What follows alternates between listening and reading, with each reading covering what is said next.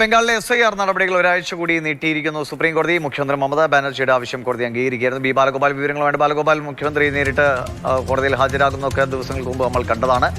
എന്തായാലും ഒരാഴ്ച എന്നതായിരുന്നു ആവശ്യം. എന്താണ് നടപടി?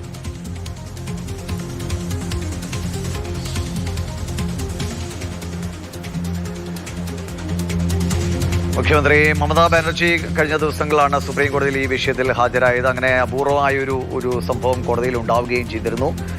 അതിന് പിന്നാലെ ബംഗാൾ സർക്കാരിന് ആശ്വാസമാകുന്ന നിലയിൽ ഒരു തീരുമാനം വരുന്നു. ബംഗാളിലെ SIR നടപടികൾ പൂർത്തിയാക്കാൻ ഒരാഴ്ച കൂടി നീട്ടി നൽകിയിരിക്കുകയാണ്. ബാലഗോപാൽ, ഒരാഴ്ച കൂടി സമയമെന്നതായിരുന്നു ബംഗാൾ സർക്കാരിന്റെ ആവശ്യം. എങ്ങനെയാണ് കോടതിയുടെ തീരുമാനം?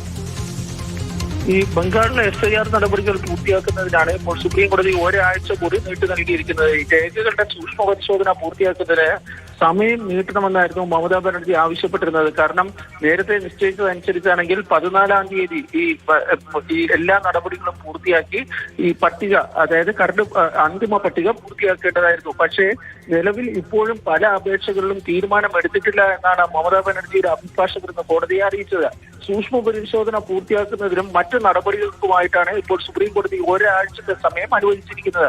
ഇതിനിടെ 8000-ഓളം പുതിയ ഈ തെരഞ്ഞെടുപ്പ് ഡ്യൂട്ടിക്ക്, അതായത് SIR ഡ്യൂട്ടിക്ക് 8000-ഓളം പുതിയ ഉദ്യോഗസ്ഥന്മാരുടെ പട്ടിക ബംഗാൾ സർക്കാർ കൈമാറിയിരുന്നു. അവരോട് നാളെ തന്നെ തെരഞ്ഞെടുപ്പ് കമ്മീഷന്റെ ഭാഗമായിട്ടുള്ള ജില്ലാ കളക്ടർമാരുടെ മുമ്പാകെ ഹാജരാക്കി ഈ ചുമതല ഏറ്റെടുക്കുവാനും സുപ്രീം കോടതി ഇപ്പോൾ നിർദ്ദേശിക്കുകയും ചെയ്തിട്ടുണ്ട്.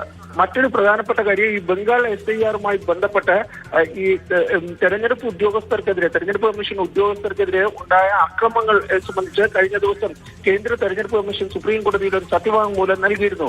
ഈ സത്യവാങ്മൂലത്തിന് സംബന്ധിച്ച് ബംഗാൾ DGP-യോട് സുപ്രീം കോടതി വിശദീകരണം ചെയ്തിരിക്കുന്നത്. ഈ അക്രമങ്ങളിൽ നടപടിയെടുത്തില്ല എന്നായിരുന്നു തെരഞ്ഞെടുപ്പ് കമ്മീഷന്റെ പരാതി. അതിൽ വിശദീകരണം നൽകുവാനാണ് നിർദ്ദേശിച്ചിരിക്കുന്നത്. ദിവിഷ്. ശരി. ബി ബാലഗോപാലാണ് വിവരങ്ങൾ നൽകിയത്. SIR നടപടികൾ പൂർത്തിയാക്കാൻ ബംഗാൾ സർക്കാരിന് ഒരാഴ്ച കൂടി സമയം അനുവദിച്ചിരിക്കുകയാണ് സുപ്രീം കോടതി.